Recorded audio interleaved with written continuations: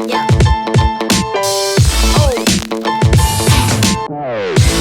Welcome to Museroom Unscripted. This is episode 4. Today, we have Attack. Of course, we have the one and only motion scientist, Luey. Hello. Right, Boleh- guys. boleh So, cakap kan? boleh. Can talk kan? Okay, Hey, okay. thank you. Okay. Right. So, how has 2020 been for you guys? Hard.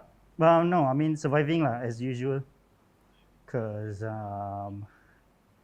I kind of like being at home, so I don't mind. But career-wise or job-wise, it's been hard lah. I mean, I guess for everyone also lah. Definitely. It was a brand new challenge. It was out of ordinary. It was unexpected. But yet, I guess I always keep reminding myself there are worse cases out there. As in, there are worse cases other than me pun juga kan. So, struggle lah. It was kind of struggle. Ada tak masa macam when COVID hit, right? You guys felt like, damn, filmmaking wasn't something that I wanted to do. You felt like, damn, this wasn't my calling actually. Ada tak? At one point of time, any point of time. Can't lie, ada sekali-sekala tu ada terfikir jugalah. But thinking a bigger picture, this is my perut nasi. This is what I make money with. This my passion apa semua kan. So terdetik, yes, pernah tertanya, but I decided not to lari from the topic or think too much about it, not to overthink. So I guess I had friends, I had my families to help me support that as well. So thank you for them juga. Yeah, pernah je terfikir, but tu lah, can't lie. But then again, stay strong lah. For me, video or filmmaking is not really my passion lah. So I don't really mind, as in like my first thing mestilah my art. So yeah, I don't really mind kalau tak dapat job video pun. So maybe it's a different perspective lah for me. But okay, just taking back things a bit, right? Zu and Attack, you guys have your own way. You guys have your own specific signature style that people hire you for your own style, whether that being you as motion scientist or that being you as Attack, because you have your own style. How did you? I mean, as time passed by, how did you develop that style? For me, from my art punya perspective, I've never really had any style to start with. So I just do whatever I want at that point of time. And I think my style changed as I grow. That's my art perspective lah. And I guess it grew naturally to get where I am right now. So what I'm doing right now, or my style right now, is a mixture of whatever I've done before and learned before and studied and researched before. Yeah, and my formula is pretty simple actually. Formula I cuma remix everything. Remix everything. Yeah, there's no originality. There's always a remix. Why do you say It's there's no always a originality? remix. Sebab whatever you are seeing right now is learned from the generation before, kan? So I don't believe there's an originality anymore. It's always a mixture of what you learn, what you experience, and what influenced you. So for me, my style is always, I always find like a few things yang aku interested in or speaks to me, and instead of trying to become that thing, aku remix all these elements into one to become my style lah. Yeah. Wah, aku rasa betul tak? In a way, like any artist, they want to craft their own stroke, their own brush line. Macam kau Attack pun actually did made a huge impact jugalah, influence my style apa semua. In a way, I remember dia cakap macam dia sendiri as an artist, as illustrator, designer, he always like, ada satu time ingat tak dulu macam kau pernah terfikir macam, aku tak ada style aku sendiri. I don't know, like something that bila tunjuk kat orang tahu terus ni attack. I don't have that stroke. Masa tu, I'm still looking for my ways. Is it thick? Is it thin? Is it fast? Is it laju? How's the coloring? So all this defines your character. This defines your identity. It's something like, of course, you need to be proud of. Something, a message you want to send apa semua. But it's not as easy as macam you do one style, that's yours. It's not that hard. Again, I think I also agree like kita ni we're not original anymore in sense that everyone now is a copy. We are influenced by everything around us, which is good. It's nothing bad about not being original. That's why you need to mix. You got to remix. You got to collaborate. You got to work together with people. That's how we live. That's how we, ukuah sama-sama, like friends, family. Those things are yang macam really, instead of you creating your own art, the people around you helps you to find your own line in a way. And the last thing you want to do is to copy lah. That's the last thing you want to do lah. Good. Just riding on what you just said, copy, right? A lot of young people out there in the industry that's trying to come out, right? And they don't get the full support, and that's why, maybe just that's why they resort to copying, because why they can't find the original style, or because their original style is not as trendy. For example, tak ikut trend ke, I think copying at the beginning is fine, because masa aku start pun you have to copy like to study lah the element, like kalau untuk drawing I have to copy human punya anatomy, let's say, right? So at the beginning copying is a practice lah, but then at some point when you are like confident enough with your skill, I think that's when you should like try to like remix everything.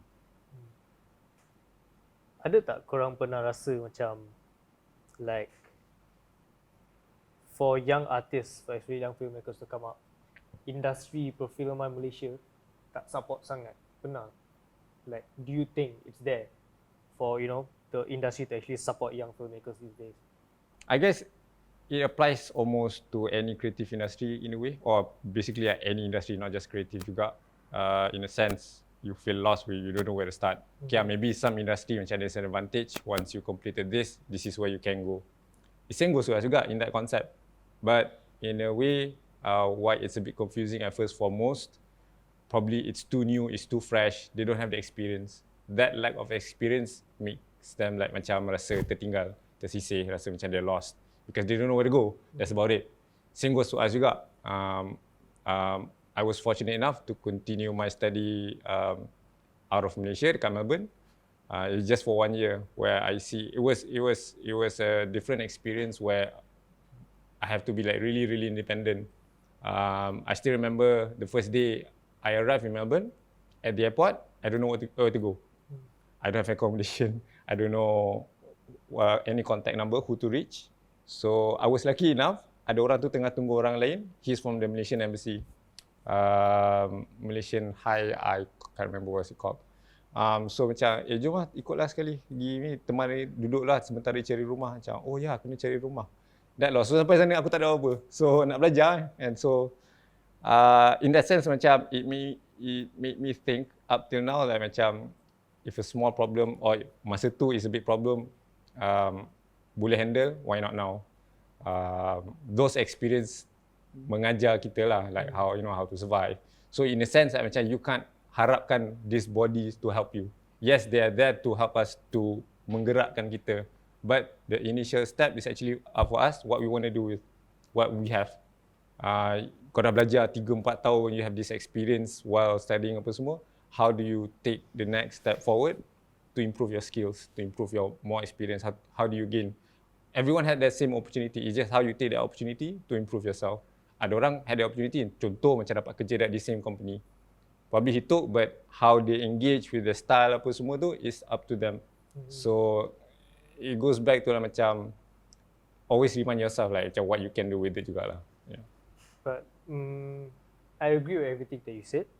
Macam pernah korang rasa macam let's say a person that's not as good enough as another person, but just because he has a better networking, someone, let's just say someone, so he gets better clients and he gets to shoot off his career faster than another person. What do you think of that? Isn't that a set of skills?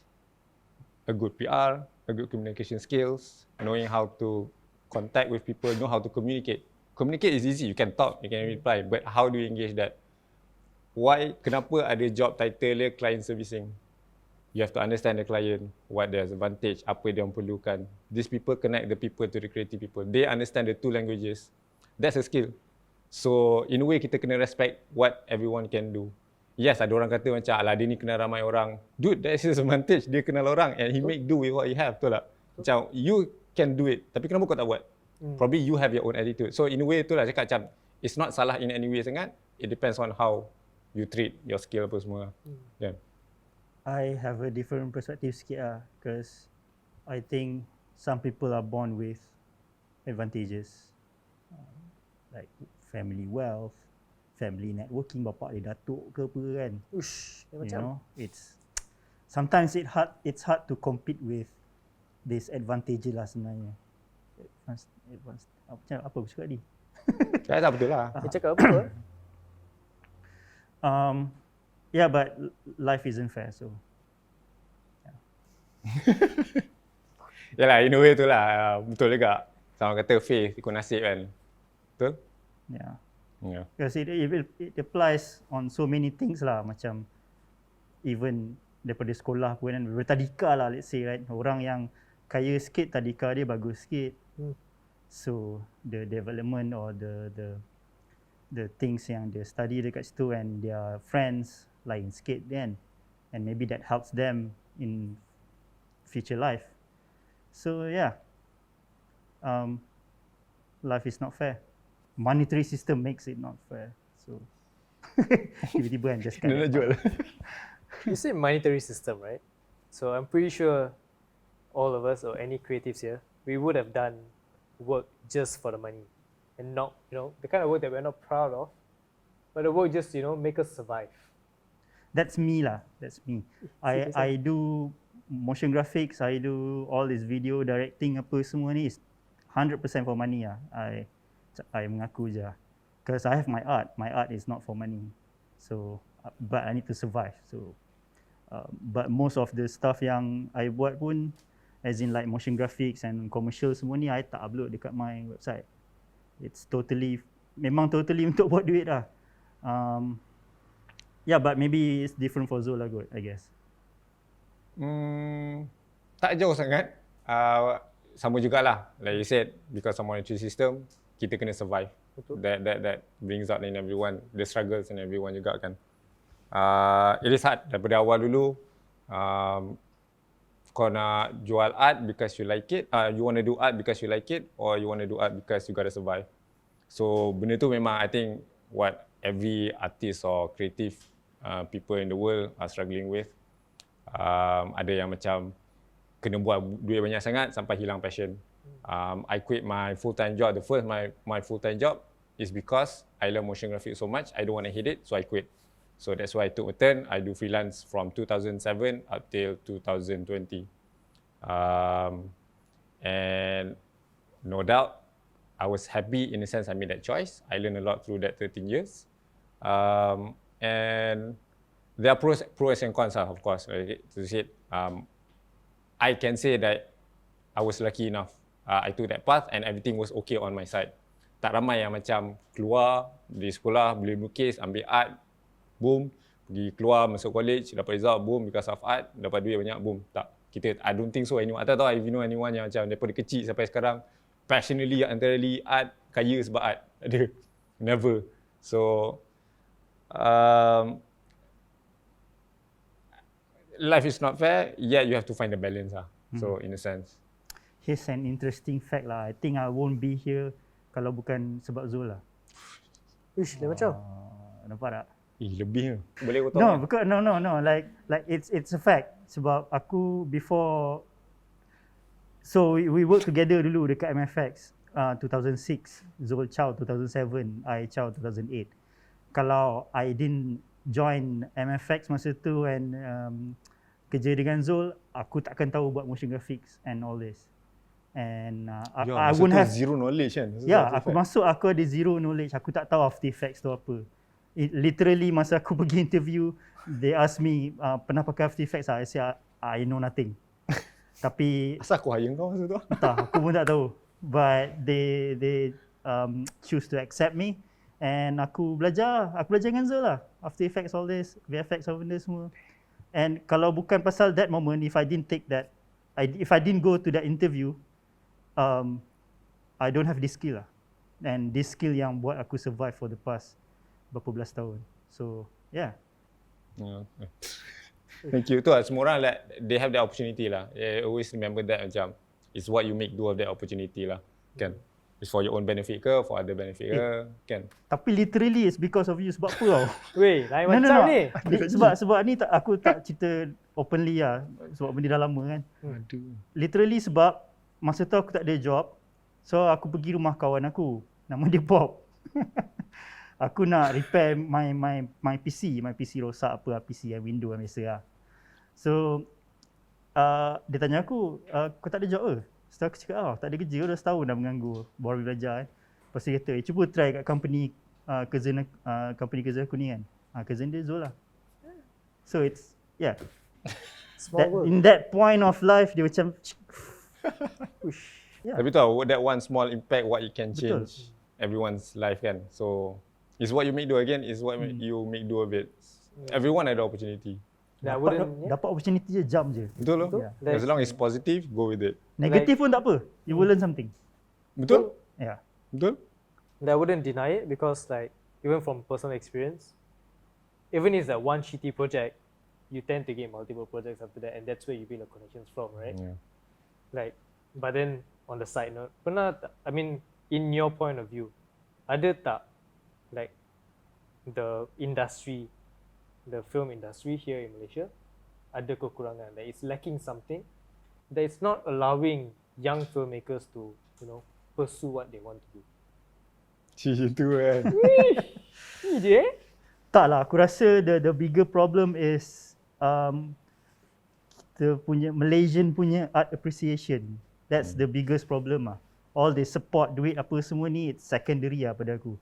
Tapi kalau the majority or the masses tak boleh terima what we call critical thinking or critical art or whatever lah, and they just want to be fed with the same thing over and over again, that's where we're gonna lose our good.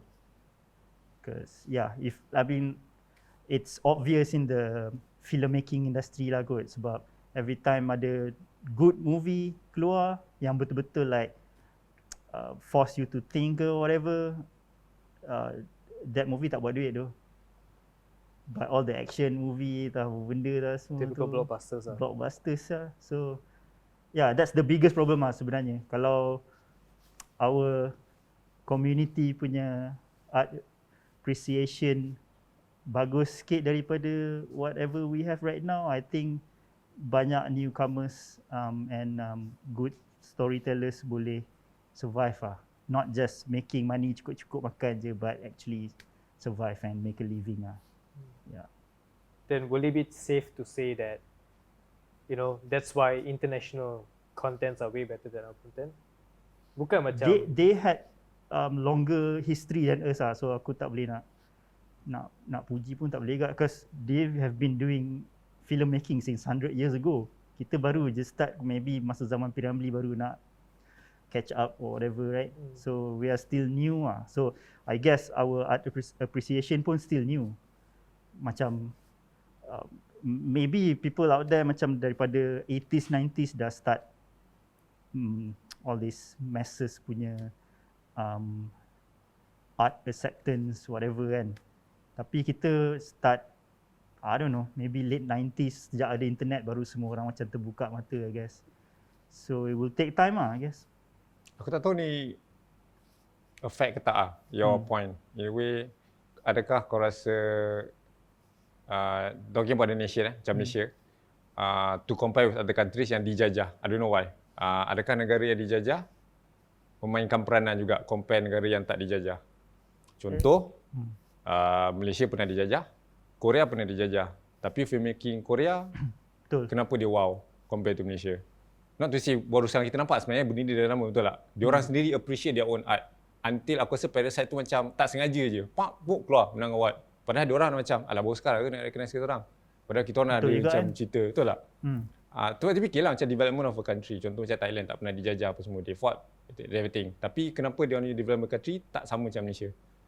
How does the mindset work in that way? Faham tak? Adakah dijajah ni affects our ni, or is it basically I don't know, our surrounding dari dulu, how we develop because of politik ke apa ke, does that affect as well? So benda macam ni aku rasa there are a lot of factors yang kind of like in and out. Benda ni boleh diambil as a pointer lah, macam why we are slow, why we fast. Not to see kita like compare, tu yang cakap macam since we have internet, people start to compare macam, kat luar ni sebenarnya dah buat benda ni. Bila kita nak catch up, why can't we catch up? We got all the technology, we know all the knowledge, we have the knowledge from them. They are sharing everything. This community, this clubhouse, Facebook, bagai semua. Now it's, again, opportunity dah ada. But why can't we move forward? Why can't we improve? Maybe some dah improve, not to see the bad side, tapi sekarang ni, I think because all this crisis, orang semua tengah down, people start to see the bad side a bit more than the good side. I'm pretty sure kat luar tu banyak gila filmmakers, artis kat luar yang survive. And they're doing great apa semua kan. Dan again itulah, I think there's a lot of factors juga in a sense that yang memainkan peranan like how filmmaking scenes or art scene boleh contribute or can develop better in the future. Tu lah, complicated kan? lah. There's no one particular reason lah. Betul juga. Kan, betul tak? I feel that macam bukan macam Malaysia tak ada talent. Betul. Ada je talent tu banyak. Banyak dua talent tapi macam Tak, masalahnya tak boleh jual. yes, exactly. That's the thing. Sebab tu aku cakap art appreciation tu tak ada. Benda ni dah lama lah daripada I guess the generation before us, daripada kecil 90s kita dengar orang cakap jadi komik artis tak ada masa depan. Belajar art tak ada masa depan. It's built in our mindset. So benda tu susah nak tukar sebenarnya. But I have hope sebab since the internet punya era, our parents semua dah ada dalam internet, and since ada Netflix and everything, people dah tahu which is good movies and which are not, It's just that maybe pengguna internet dekat Malaysia masih tak ramai, or like maybe half or 70%. Tapi bukan semua orang ada Netflix, or bukan semua orang consume art, good art. So it will take time lah. I guess like 20 years lagi ke? Sebab I remember like 20 years ago pun, not 20 years lah, 2006 macam tu pun I said the same thing, like sekarang ni maybe susah for us to survive as artists. I would say like alternative artist lah kot, sebab dia bukan macam traditional gallery kind of artist, so crowd dia macam crowd lain sikit. Tapi masa tu Malaysia macam tak into lagi macam designer toys or like digital art. Masa tu dekat US, dekat Japan semua dah gila babi lah. Tapi kita awal-awal internet age tu, 2000 macam tu, kita still tak dapat lagi that culture.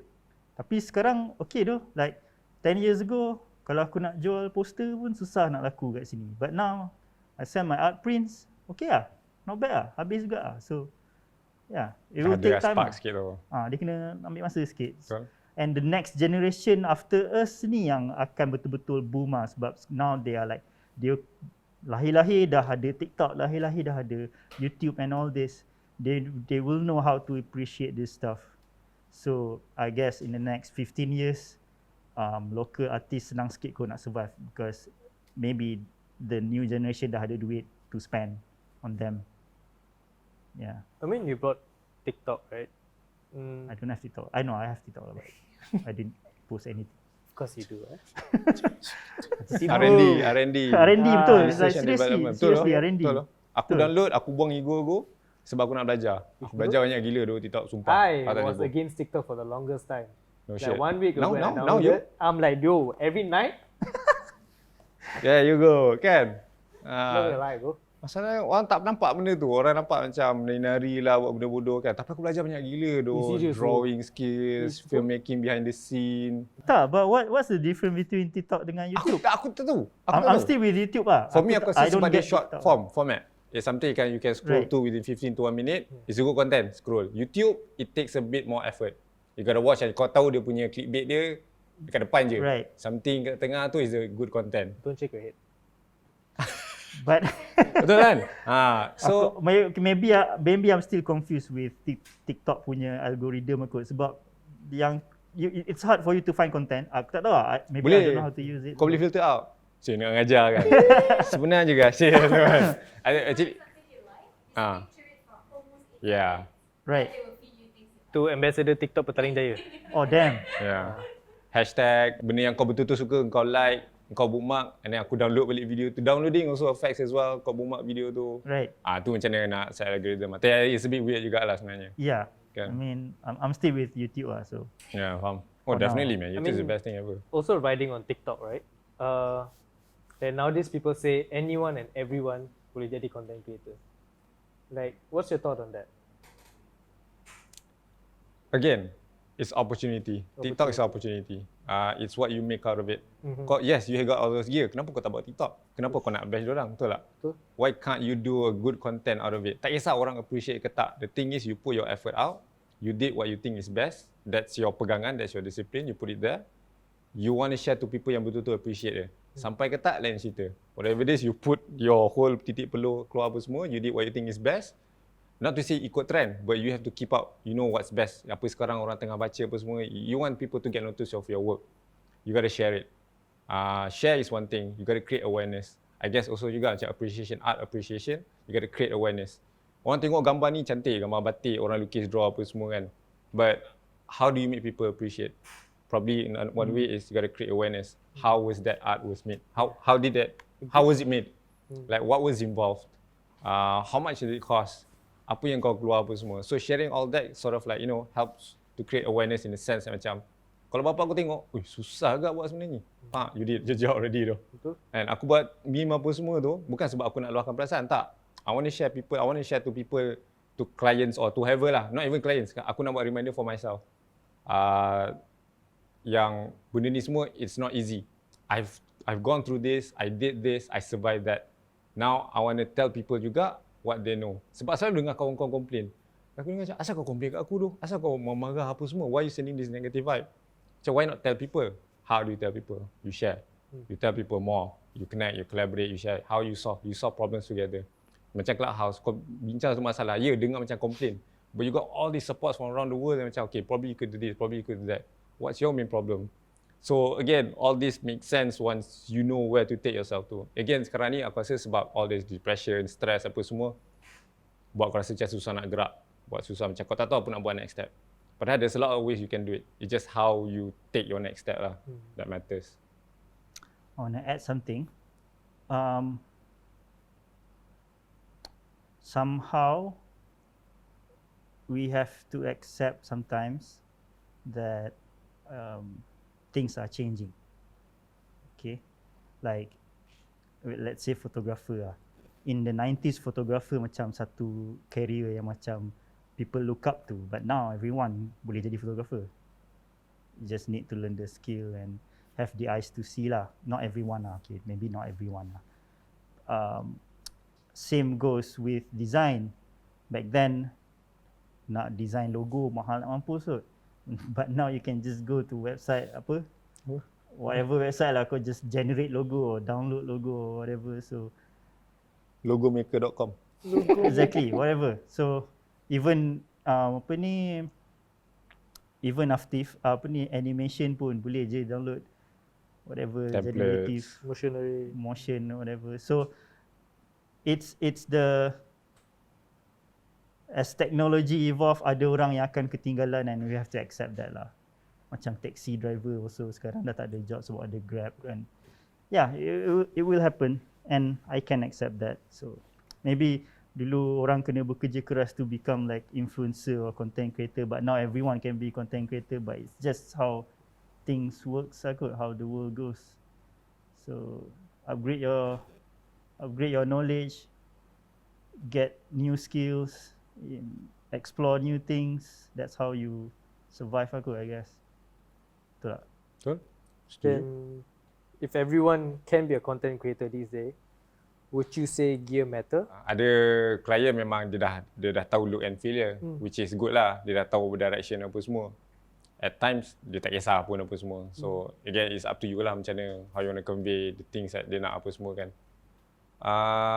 Again about gears, agak benda remeh juga in a sense. Content is key, yang number one, getting your message out. But then again, kena fikir how you convey your content is also a factor that message delivered betul-betul. Faham tak? You can shoot by your phone or you can shoot by red cam apa semua. If kau shoot pakai red cam tu, content kau tak sampai, boleh shoot phone better, does it matter? Betul tak? Betul.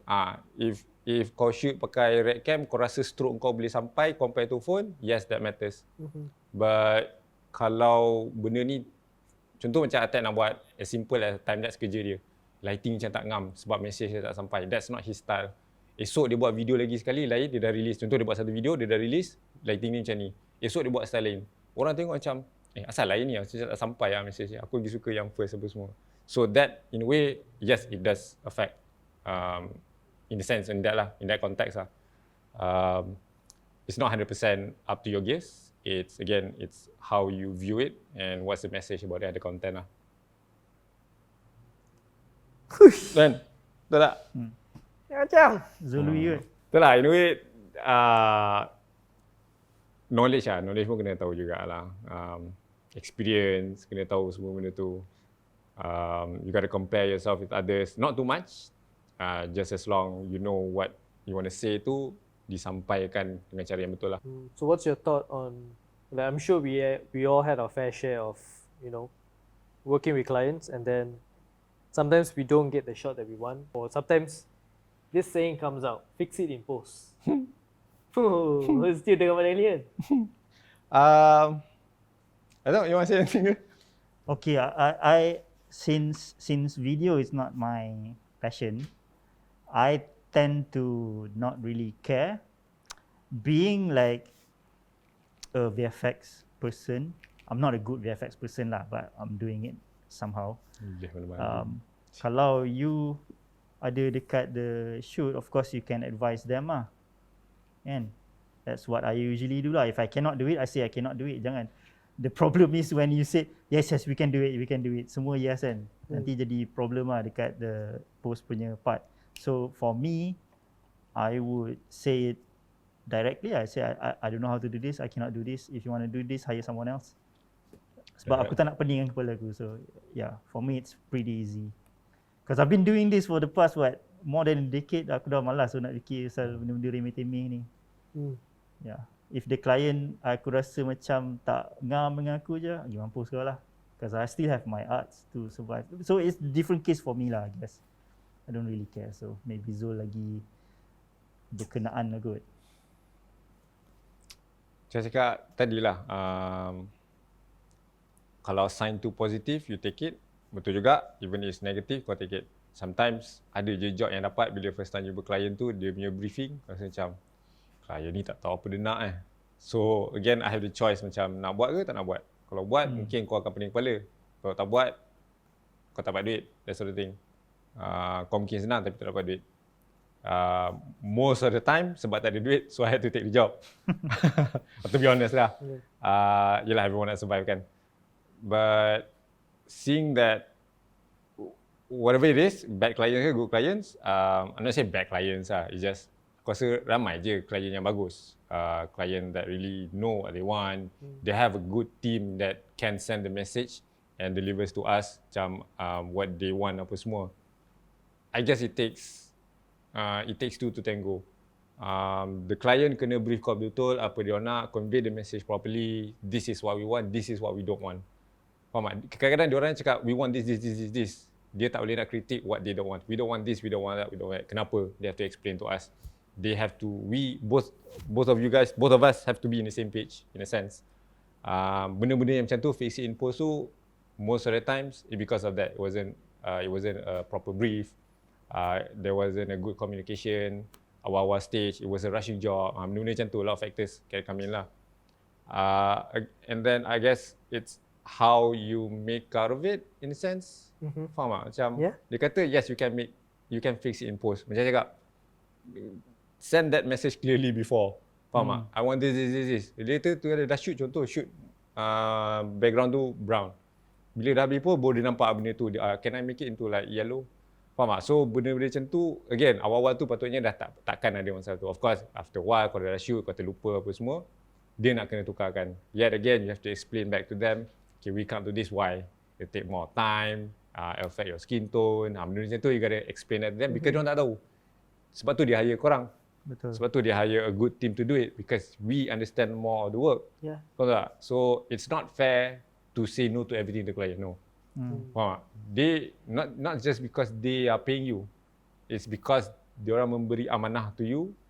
Look, you guys are the proper team. That's why we hire you. We've gone through your work. We've seen your showreel. You're perfect for us. So send that message back to them. Yes, we can do this. This is our responsibility. We can do it like how you want it, or it could be better. Again, don't overpromise them apa semua. Yet, you gotta know what they want and send what they in the mindset. Kena faham lah. Itu je lah. So let me say, Tapi aku agree, like the brief is very, very, very important. The first communication, the first few communication email tu, for me, I always ask every single detail. Every single detail. If it takes me 4 emails to find out everything, it will take me 4 emails. I don't care. Kalau dia rasa macam aku ni leceh ke apa ke, lantak dia, because I don't want to put myself in trouble masa kat post nanti. So I will ask every single thing, bila payment, bila deadline or stuff like that, and what is the requirement, siapa yang terlibat, what do you shoot it with, every single thing. So I think briefing tu memang sangat-sangat important lah. Pre-production bagi aku is 70% of the whole process lah. Spend time as much as you want on pre-production, get things right, get things not say perfect, everything in place, betul, baru keluar shoot. Shoot pun still there's a pre-production going on juga in a way, sebab kau atas cerita role, but get things clear before. Jangan susahkan diri kat post.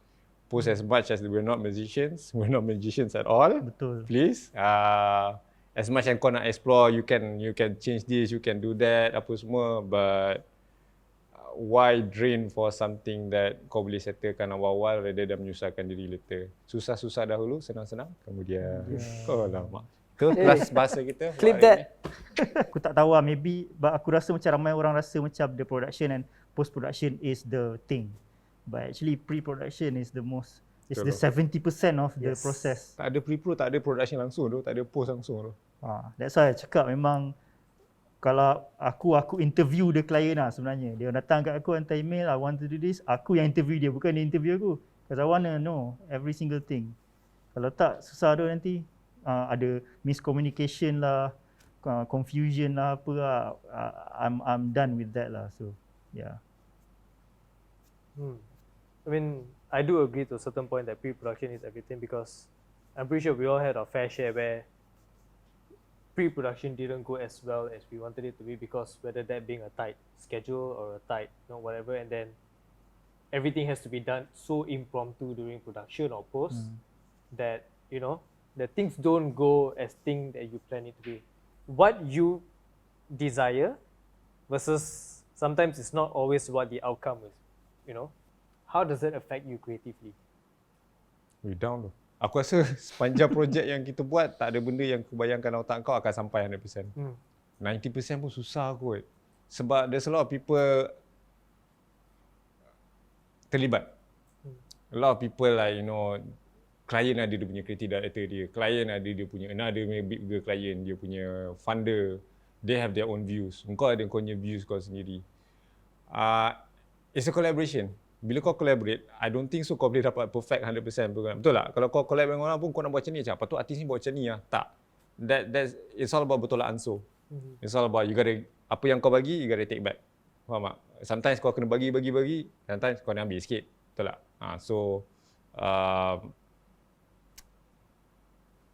It's a process. Apa best sangat kalau dapat 100% apa yang kau nak. Yes, it's nice. Kau payangkan perfect sebiji macam ni, kau dapat. Yes, kepuasan lah, is one thing. But other than that, dia mungkin akan menyusahkan klien, dia mungkin akan delaykan the whole project, dia mungkin akan menyusahkan kru-kru kau yang turun semata-mata sebabkan kau. So, like you said, pre-production short. Tapi klien kena betul ansur. Okay, since we don't have time to prep all this stuff, can you guys give us a bit more time on the post-production or the production? Everyone gotta understand. Kalau dia tak ada budget, okay, we can do without the budget because we want to help you out. But this is something that we can't deliver based on what you want. Because of this, consider cost, benda ni makan masa. Again, you gotta brief them properly jugalah. But if tak sampai, aku rasa at the end of the day, by the end of the project, once you deliver, you gotta see your project in a wider picture, out of the box. Project ni, one thing, achievement, project ni berjaya. Berjaya disiapkan, that's one thing. Itu a great achievement. You've helped out people juga, you help your client, you help your crew, you help everyone juga in a sense. So, bukan nak sedapkan hati ke apa sangat, but kadang-kadang kita termiss benda macam tu. Kita selalu fikir sangat, kerja aku tak sampai, kerja ni tak sampai. Padahal kau tak fikir tu. This step that you took, kau buat this production ni, kau buat this video or this film, has really helped people yang bawah-bawah tu apa semua.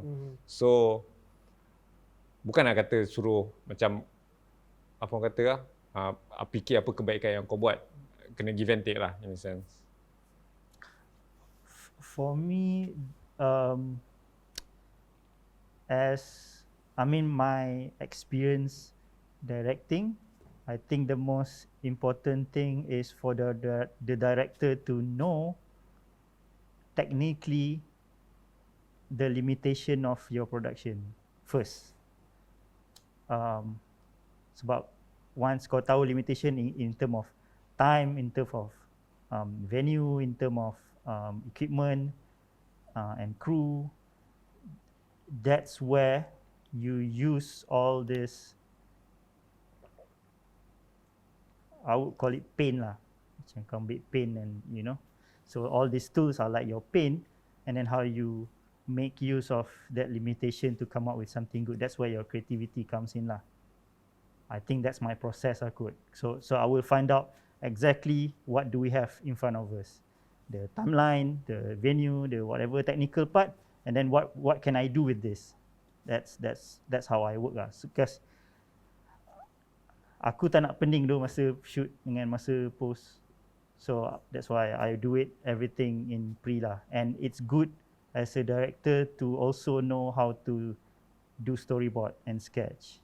Because so you know your limitation, you can sketch and do storyboard. Lagi best kalau kau boleh buat style frame sekali. So you're all rounder, and I guess it's easier to get what you imagine lah. If you know exactly what you want to do and can you do it or not.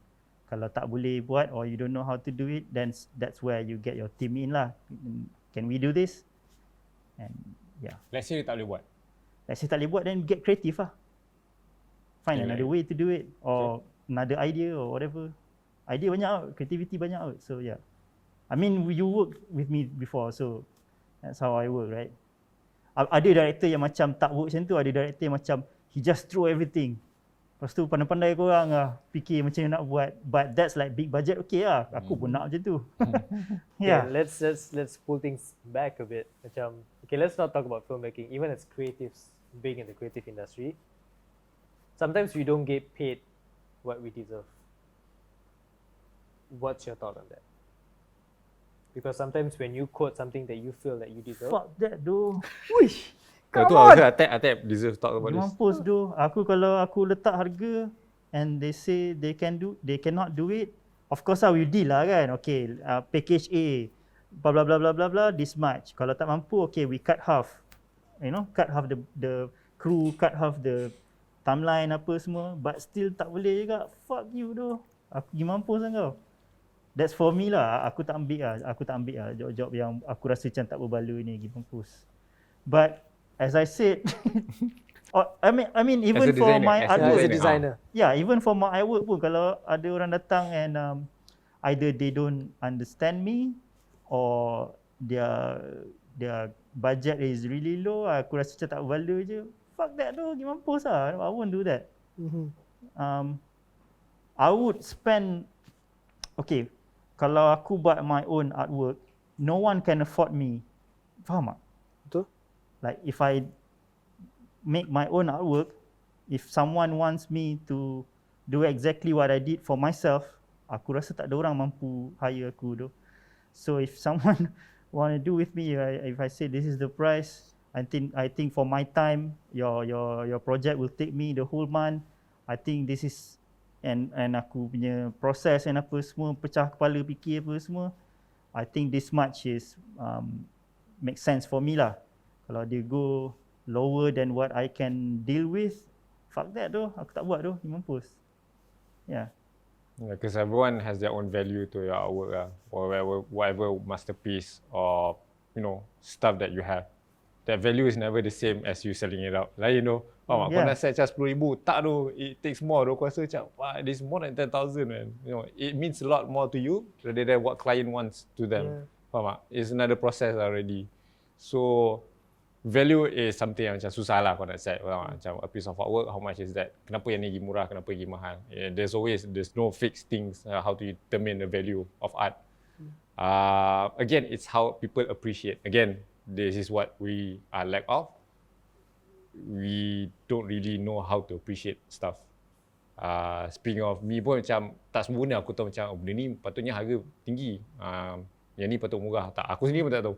Klien pun macam always tanya kenapa harga mahal sangat. Aku macam aku tanya dia balik, what do you mean by mahal? Dia cakap macam dia pernah dapat orang macam lagi murah. Katanya why in the first place tak pergi dekat dia if dia murah? Macam because want your style. Aku tanya balik, kau nak apa sebenarnya? Macam faham tak? Macam, aku benar tu literally tak tahu boleh sebut nama orang ke tak, but he's one of the top photographer, geng-geng juga, wedding photographer. A wedding client contact aku macam, I would like to hire you, but I ada reference. Macam, okay, reference mungkin nak tunjuk lighting ke, dan stuff. Dapat member aku punya gambar. Macam, asal tak hire dia? Kita tak mampu lah. Aku macam, Aku kat mana? Faham tak? Kadang-kadang dia degrade kau terasa macam kau degrade, faham tak? Yes, harga dia mahal. Satu wedding dia masa tu 8,500 satu event. Aku masa tu dalam 3,500, 4,000. So macam, kau ghost lah? Aku try to educate dia. Right. Aku macam, okay, no offense, aku cakap dia, no offense. It's best if you have a look and feel and you want that person, why not you go to that person? Second, if tak mampu, I cannot, in a sense that I cannot copy another person's style because it's not mine. Because the outcome might be different what you expected and both parties won't be happy at the end of the day. What I like is basically 50-50. You are happy with my service, I'm happy because I do what I like to do. It's always that. So dalam wedding dulu macam kita ada 3 types of clients. Orang yang banyak gila duit tapi tak tahu langsung apa dia nak. Orang yang paling bawah sekali yang langsung tak ada duit tapi macam-macam dia nak. Yang tengah-tengah ni yang sanggup simpan duit sebab nak aku punya servis because dia kenal daripada kawan-kawan dia. Betul. Zul ni buat style macam ni, dia cool masa shoot. Konon lah dia cakap. Dia mesra masa shoot, acah je lah. But I appreciate that, faham tak? So word of communication, marketing macam tu macam aku appreciate. I got to do what I got to do. Diorang sanggup simpan duit. So it's something that I appreciate back to them. So sometimes kau boleh juga pilih klien macam kau cakap tadi kan. Klien bagi bajet ni tapi kau tak boleh buat. Okay, fuck it, kalau benda tu tak berbaloi, don't do it. Kenapa menyusahkan diri? Padahal ada other opportunity kat tempat lain. Lepas tu tengah buat kau marah-marah kan. Sial lah, dah bayar sikit. Tak best tak payah buat tu. Kan? Sampai awal-awal cakap no. Habis cerita. Betul, settle. Selagi boleh settle kan? Tahu apa dia nak, tak boleh jangan. But also, I baru terfikir lah. But sometimes it depends jugalah. Kalau aku comfortable with that person, like he understand me and we vibe kan. Aku rasa aku lembut hati sikit ke macam okay lah boleh aku tolong kau. But yeah, that's a very subjective thing ah. It doesn't happen all the time ah. So susah susah sebenarnya.